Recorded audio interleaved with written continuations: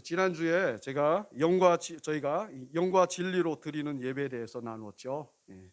영과 진리로 드리는 예배란 우리를 위해 드려지신 예수 그리스도를 믿음으로 하나님을 사랑하고 이웃을 사랑하는 것이라고 제가 말씀드렸어요. 정리하면 그렇습니다. 잘 기억하시고 말씀대로 우리 삶 속에서 언제 어디서나 그 영과 진리로 예배를 드리는 저와 여러분이 되시길 진심으로 축복합니다. 자, 요즘 TV에서요 싱 어게인이라는 프로그램이 방영을 해요. 그래서 제가 자주 보는데요. 근데 며칠 전에 제가 보다가 거기 참가자 중에 한 분이 노래를 부른 후에 평가를 받습니다. 평가를 받는데 평가 중에 울더라고요. 그래서 왜 울지 하고 이렇게 나중에 보니까요, 그 분이 노래를 하는 도중에 그 분이 말 못하는 어떤 사정이 그 노래를 통해서 이렇게 느껴졌나 봅니다. 평가원 중에요. 평가하는 사람 중에. 그래서 그 평가하는 사람이 그 마음을 알아서 그거에 대해서 얘기를 해줬어요. 근데 그래서 그 노래를 부르던 분이 이렇게 울었던 것입니다. 그래서 울면서 말하는 내용이 그거였어요. 자신은 자기가 문제가 있다는 걸 안대요. 근데 이게 말을 할 수가 없대요. 근데 누군가가 이렇게 알아주기를 바랬다고 그렇게 얘기를 하는 겁니다. 그 얘기를 들으면서요, 참 제가 정말 큰 감동을 받았습니다. 왜냐면요, 우리는 사람은요 누군가가 자신을 알아줬으면 좋겠다는 마음을 늘 가지고 있어요. 남편이나 아내나 다른 가족이나 친구나 등등들이 말 못하든지 아니면 말하기 싫은 그 사정을 알아줬으면 좋겠다는 그런 마음을 가지고 있습니다. 그래서 우리가 자주 그런 말을 쓰잖아요. 그거 참 말하지 않아도 알아서 좀 못하나, 이런 말을 많이 하잖아요. 그게 그런 거예요. 그런데 사실 사람은요 그게 쉽지 않아요. 그거 있잖아요. 우리가 아는 그 속담 있죠. 속담이 아니라 그런 말이 있죠. 천길 물속은 알아도 한길 사람 속은 모른다. 아무리 부부로 함께 오래 같이 살아도 잘 몰라요.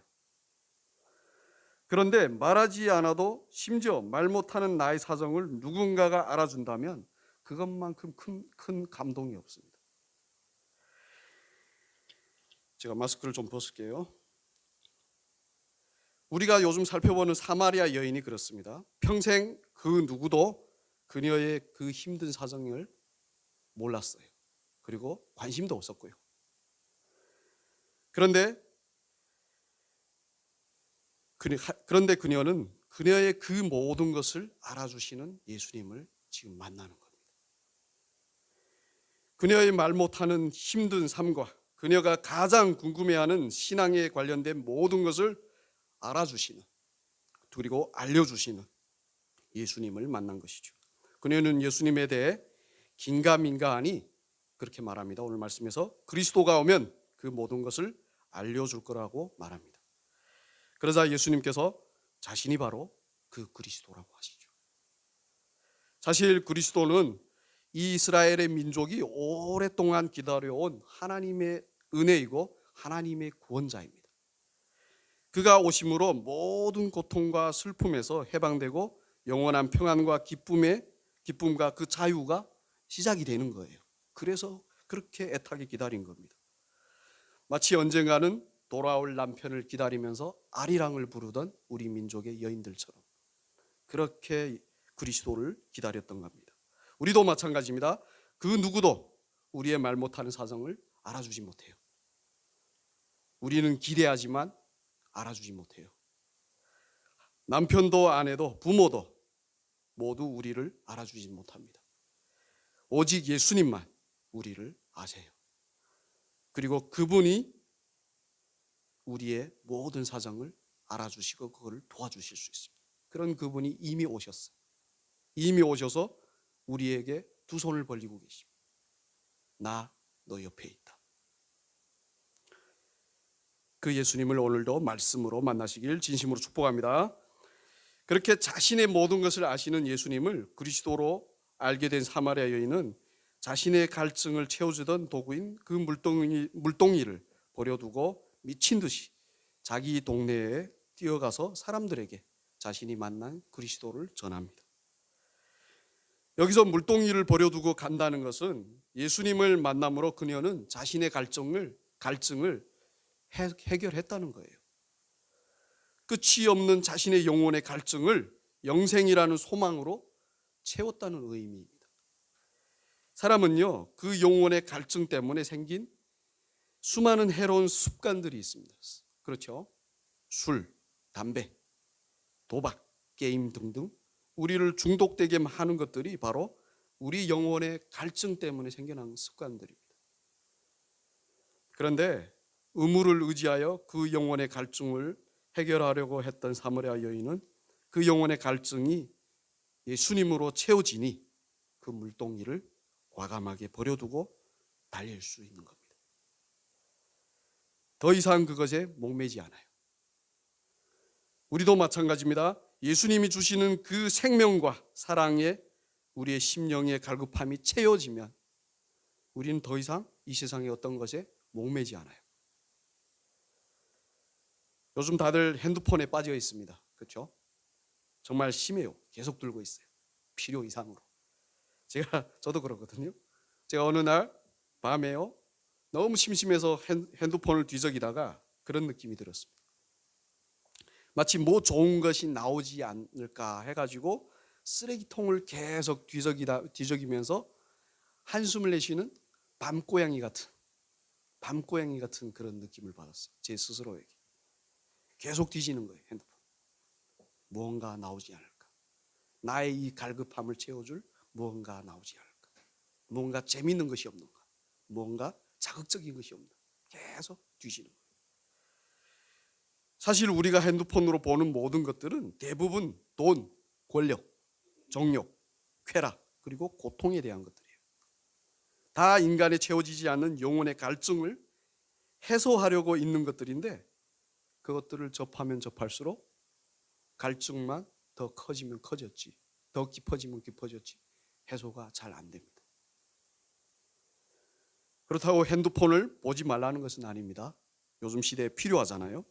보아요. 그렇지만 보되 그것이 어떤 것인지 알고 보고 또 우리가 진정으로 보아야 할 것이 무엇인지 알자는 취지에서 이 말씀을 드리는 겁니다. 핸드폰은 우리의 갈증을 영원히 해결해 줄 수 없다는 것을 알려드리기 위해서, 오직 예수님에게만 우리를 영원히 목마르지 않게 하는 영생의 샘물이 있다는 것을 알려드리기 위해서 이 말씀을 드리는 것입니다. 자, 그렇게 예수님을 만나 그 영혼의 갈급함을 채운 사마리아 여인은 물동이를 버려두고 달려갑니다. 그런데 어디로 달려가는 거죠 지금? 바로 자기의 동네로 달려갑니다. 그런데요, 그 동네가 어떤 곳이죠? 네, 그 자기를 사람 취급하지 않는 사람들이 사는 동네예요. 이 사마리아 여인을 멸시했던 사람들만 사는 곳이 그 동네예요. 자신에게 상처와 고통과 두려움과 수치만을 안겨준 사람들이 사는 동네가 바로 그녀가 지금 달려가는 그 동네란 말입니다. 얼마나 미웠고 얼마나 싫었겠습니까? 떠날 수 있다면 영원히 떠나고 싶었을 동네일 겁니다. 그렇게 지옥 같은 동네예요. 저도 북한에 있을 때 그랬습니다. 배고프고 힘들고 그리고 외롭고 학교도 못 가니 친구들을 만나면 너무 창피했어요. 그리고 사람들은 거짓골을 하고 다니니까 막 멀리하라고 합니다. 그리고 자기들 것을 혹시라도 도둑질할까 봐 막 쫓아내고 괴롭히고 그렇게 했습니다. 정말 너무 힘들었어요. 그래서 어디론가 호련히 사라지고 싶었습니다. 결국 거기서 사라져서 지금 이렇게 한국에 오긴 했는데 참 북한에서의 삶은 정말 지옥 같았어요. 생각하기도 쉽지 않았어요. 저는 북한의 하늘도 쳐다보기 싫었어요. 그런데요, 사마리아 여인은 그런 지옥 같았던 동네로 기뻐하면서 뛰어가는 거예요. 신기하죠? 어떻게 그럴 수 있죠? 그렇잖아요. 예수님을 만나서 너무 좋으면 예수님 보고 이 지옥 같은 데서 날 빼내어 데려가 달라고 하면 했을 텐데 그러지 않습니다. 오히려 상처와 고통과 두려움과 수치를 주었던 그곳으로 다시 뛰어들어가는 거예요. 왜죠? 그 이유는 예수님을 만남으로 그녀의 상처와 고통과 수치가 다 회복되었고, 그녀의 갈망이 예수님으로 채워지고 넘쳐남으로 그것을 나눠주려고, 원래는 지옥 같았지만 지금은 기쁨을 가득히 안고 그 동네로 뛰어들어가는 것입니다. 다른 거예요. 그 동네, 예수님을 만나기 전에 그분의 상태와 예수님을 만난 후에 그분의 상태는 완전히 다른 겁니다. 천국과 지옥으로 그분의 마음이 바뀐 거예요. 그 힘은 정말 폭발적입니다. 회복되고 채워진 그녀에게 그 동네는 더 이상 지옥이 아니라 영생의 샘물이 흘러야 할 소망의 동산이 된 것입니다. 미워했던 원수들은 더 이상 밉지 않아요. 오히려 영생이 없어 그렇게 죽어가는 그들이 불쌍히 여겨지는 겁니다. 여전히 그 사람들은 부정하다고 그녀를 보면 돌을 들고 칠 거예요. 그렇잖아요. 그 사람들은 그녀만 보면 돌로 들고 치려고 했었습니다. 그런데 그녀는 그런 것도 아랑곳하지 않습니다. 더 이상 두려워하지 않습니다. 이유는 뭐죠? 죽어도 영생이 있으니 그런 겁니다. 죽어도 죽지 않는다는. 요즘 러시아와 우크라이나가 전쟁을 하죠. 많은 사람들이 그 전쟁터를 피해 피난길에 오릅니다. 그런데요, 어떤 선교사님들은 거기에 남는답니다. 이유는 두 가지입니다. 전쟁으로 소망을 잃은 사람들에게 예수 그리스도와 하나님 나라에 대한 소망을 주기 위해서, 그들에게 평안을 주기 위해서, 불안에 떨고 있는 소망이 없는 그들에게 평안과 소망을 주기 위해서 남는다고. 또 하나는 자기들이 설사 죽어도 죽는다고 생각을 안 합니다. 예수 그리스도의 부활의 생명이 자기들에게 있다고 믿는 겁니다. 그래서 죽음이 두렵지 않은 거예요. 그래서 남는다고 하셨습니다. 마찬가지로 사마리아 여인도 그런 마음으로 그 동네에 들어가 자신이 만난 예수 그리스도에게 사람들을 인도합니다. 와서 보라 라고 하면서.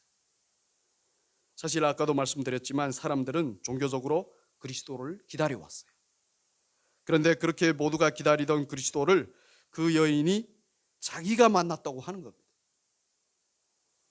부정한 여인, 하나님 나라로부터는 가장 멀리에 있다고 생각하는 부정한 여인이 그 여인이 자기들이 그렇게 고대하던 그리스도를 만났다고 와서 소리를 지르는 거예요. 그리고 자기들을 그리스도께로 인도하는 거예요. 그 사람들은 그녀를 부정하다고 멸시했습니다. 그런데 그렇게 멸시했던 그 여인에 의해 자기들의 구원자이신 예수 그리스도를 만나게 된 것입니다. 그렇잖아요. 만약 그 여인이 그들에게 와서 예수님을 만났다고 하지 않으면 예수님은 그냥 그 동네 밖에서만 계시다가 당신이 가실 길을 가셨을 것입니다. 그러면 그 동네 사람들은 그들이 그렇게 기다리던 구원자이신 그리스도를 만나지 못했을 겁니다. 그리스도를 만나지 못하면 어떻게 되죠? 그냥 그대로 멸망하는 겁니다. 하지만 자기들이 부정하다고 멸시했던 그녀가, 자기들을 피해 낮 12시에 우물로 나갈 수밖에 없던 그녀가 그들을 그리스도께로 인도하는 것입니다. 그녀 때문에 그들이 그리스도를 만나 멸망하지 않게 된 것이죠. 참 아이러니하죠. 사실 사람들은 남편 5이나 바꾼 그녀 때문에 자기들 동네가 부정해져서 하나님의 심판을 받아 멸망할까 봐 걱정했어요. 왜냐하면 당시에는 동네에 부정한 사람이 있으면 그 동네 전체가 하늘에서부터 불벼락을 맞아 멸망할 거라는 신앙이 있었습니다. 성경에서 찾을 수 있는데요, 그 예가 바로 소돔과 고모라예요.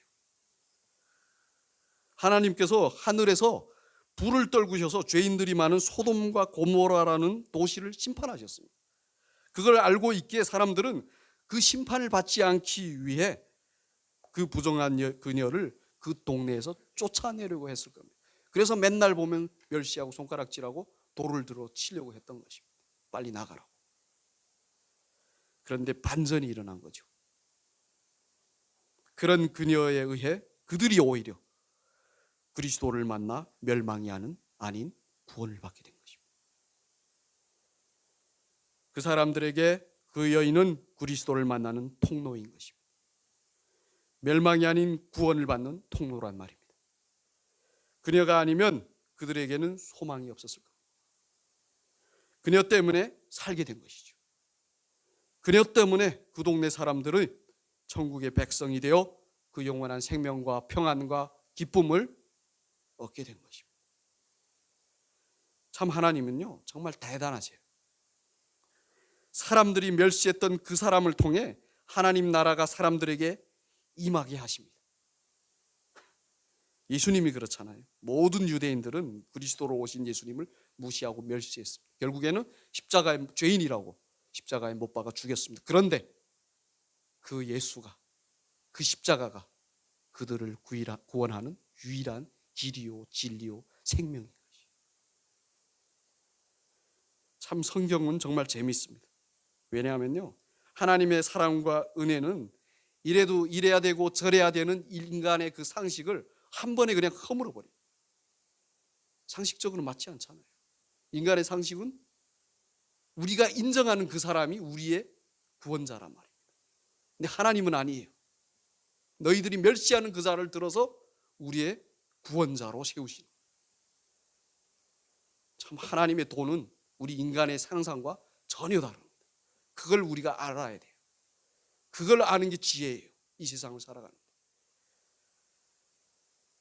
우리도 마찬가지입니다. 예수를 믿는 우리가 이 세상의 빛과 소금이라고 예수님 말씀하셨어요.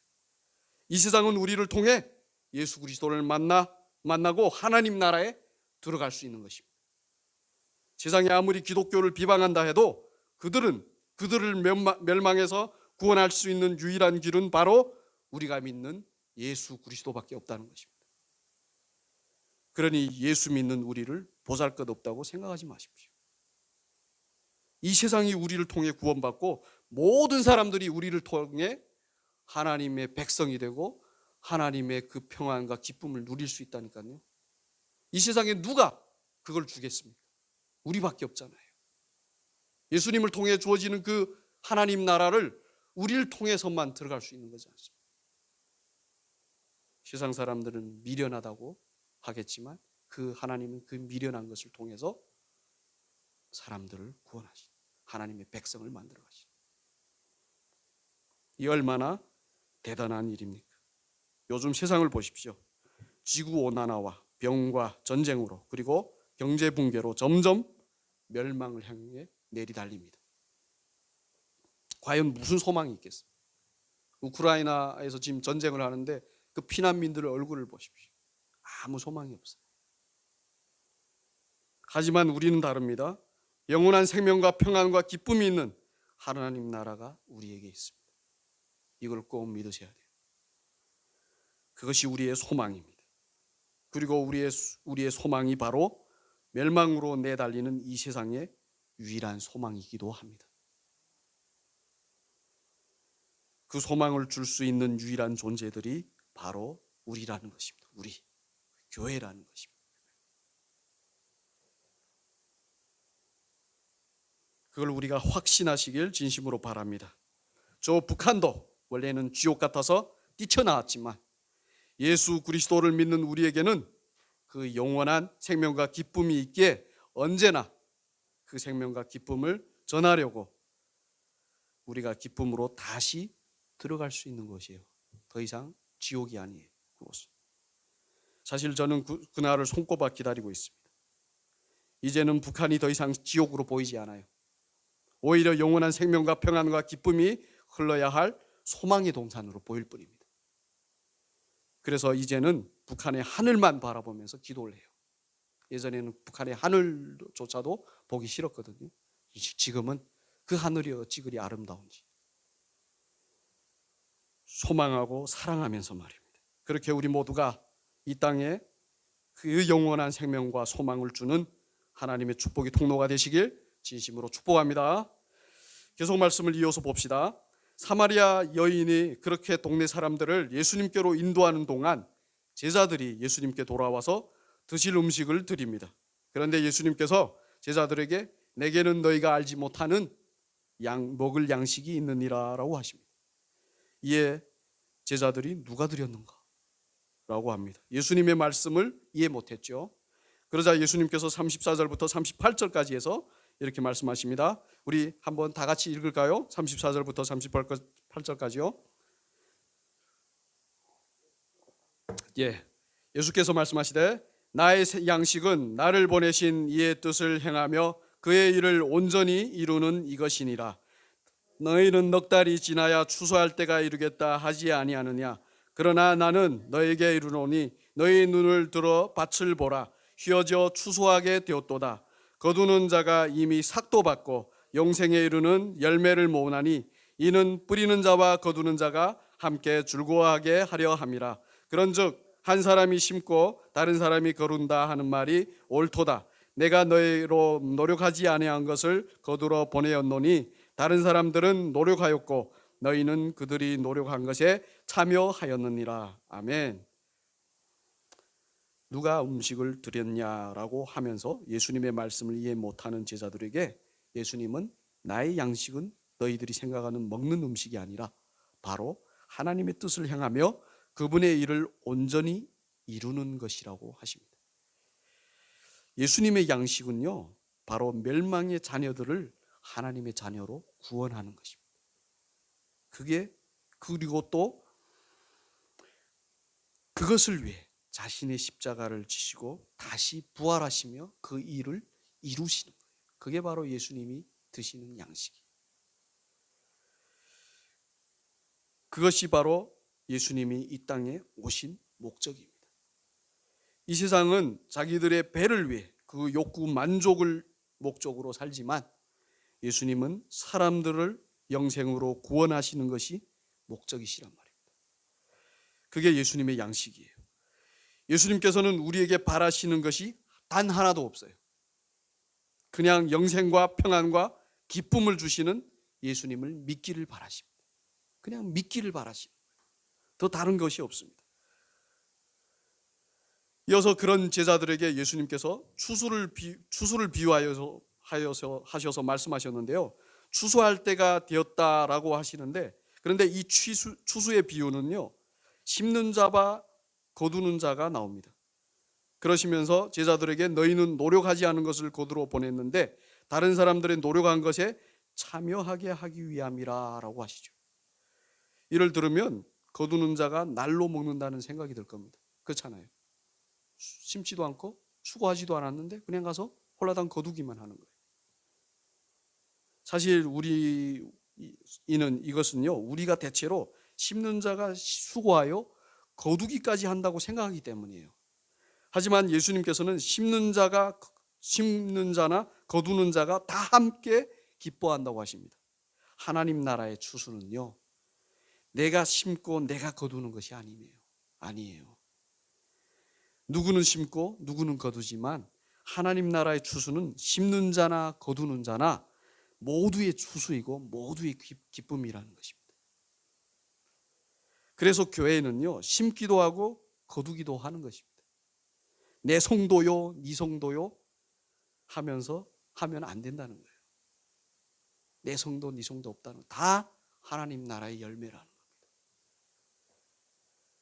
모두의 열매인 거예요. 그런데 오늘 말씀 보시면 예수님께서 제자들에게 다른 사람이 수고하신 것에 그냥 참여하여 거두기만 한다고 말씀하세요. 이것을 또 우리가 역사 내내 보면요, 하나님께서는 역사 내내 많은 선지자들과 하나님의 사람들을 통해 예수 그리스도라는 천국의 씨를 뿌리고 수고하게 하셨어요. 저 북한에도요, 사실요, 지금은요, 많은 선교사님들이 가서 그 복음의 씨를 뿌렸습니다. 이미 중국을 통해, 아니면 중국에서 건너가서. 솔직히 말해 한국의 수많은 선교사님들이 북한을 건너가 계시거든요. 많지는 않지만 그래도 여러분이. 근데 잡히시기도 하고 뭐 죽기도 하셨고 뭐 여전히 숨어 계시기도 하겠지만 그렇게 가셔서 씨를 뿌리셨어요. 이제 때가 되면 우리는 그냥 가서 거두기만 하면 됩니다. 우리 사람 교회는요, 그냥 가서 거두기만 하면 돼요. 그런데 너무 양심이 없이 느껴지겠지만요. 그런데요, 그게 바로 하나님 나라의 추수예요. 사실 저는 개척을 하면서 심고 수고만 해야 한다는 생각을 했었어요. 그런데 이미 심긴 것들을 추수할 때가 되었다고 하나님께서 저한테 말씀해 주셨어요. 어느 날 제가 저희 뒤에 있는 산을 다니면서 기도하는데 하나님께서, 아니 여름인데요, 저를 그 밭을 보여주시면서요, 추수할 때가 되었다. 그래서 제가 개척을 하고 보니까요, 진짜 그렇더라고요. 대부분 예수님의 복음을 들었던가 아니면 믿는 사람들이에요. 우리 탈북민들은 대부분 들었어요. 우리 소영자매가 있는데요, 저희가 2016년도에 처음으로 봤어요, 한터에서. 그런데 소영자매는 그때 저는 그렇게 생각했어요. 처음으로 교회 오는 사람, 처음으로 복음을 듣는 사람. 그런데 아니더라고요. 저 삼국을 거쳐 오면서요, 이미 들었었어요. 그렇게요, 하나님은 그렇게 씨를 뿌리셨다는 거예요. 그래서 거두는 사람들은 그냥 거두는 거예요, 때가 돼서. 그래서 우리는 그냥 거두면 됩니다. 저 북한까지 가서 하나님 나라의 열매를 그냥 거두면 돼요. 그래서 우리를 추수꾼이라고 합니다. 오해하지 마십시오. 신천지 같은 이단에서 말하는 교주를 위해 추수하는 추수꾼이 아니라 진정한 하나님 나라를 위해 하나님께서 심고 수고하신 열매들을 추수하는 추수꾼이에요. 예수님이 말씀하신 대로 39절과 40절을 보시면요, 사마리아 여인의 말을 듣고 동네 사람들이 예수님을 믿고 예수님께로 나옵니다. 구름같이 나와요. 말씀하신 대로 제자들은 실제로 한 것이 하나도 없이 영혼들을 구원하는 추수에 참여하게 된 거죠. 그렇잖아요. 제자들은 배고프다고 먹을 것을 구하러 다녔을 뿐이에요. 그런데 와보니 많은 사람들이 예수를 믿고 구원받는 거. 자기들은 그냥 거기에 참여할 뿐이에요. 말씀하신 대로 된 겁니다. 자, 말씀을 계속 보시면 그 동네 사람들이 예수님을 자기들 동네로 초청합니다. 많은 사람들이 예수님의 말씀을 듣고 예수님을 믿게 되었습니다. 그러면서 그 여자에게 이제 우리가 믿는 것은 내 말로 인함이 아니니 이는 우리가 친히 듣고 그가 참으로 세상의 구주이신 줄 알았으므로 믿는다고 합니다.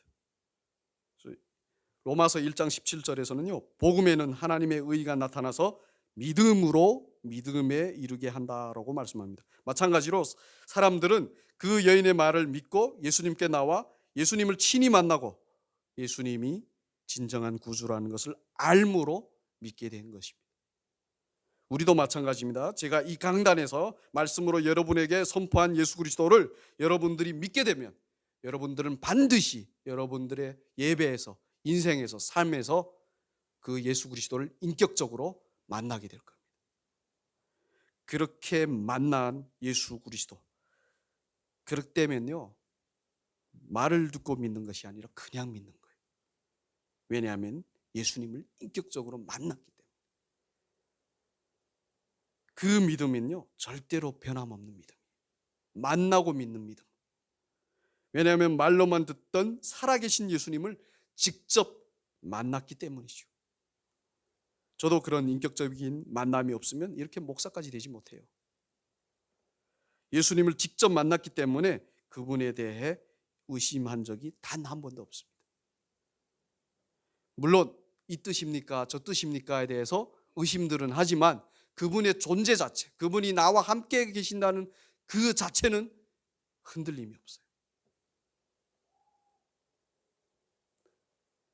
왜냐하면 그렇게 만난 예수님께서 제 마음 안에 성령으로 영원히 함께 계시기 때문에, 그리고 매일같이 그 증거를 보여주시기 때문에.